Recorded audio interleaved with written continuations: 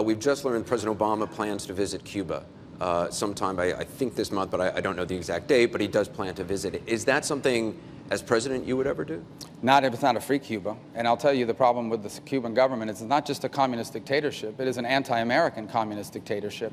The Cuban government 3 years ago helped North Korea evade UN sanctions. They were caught trying to ship missile parts to North Korea. Nothing happened. The Cuban government today harbors hundreds of fugitives of American justice, Medicare fraudsters, people that have stolen your money.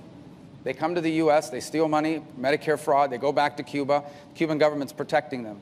The Cuban government is harboring a killer in New Jersey who killed a state trooper in New Jersey. She escaped jail, fled to Cuba. The Cuban government is protecting her.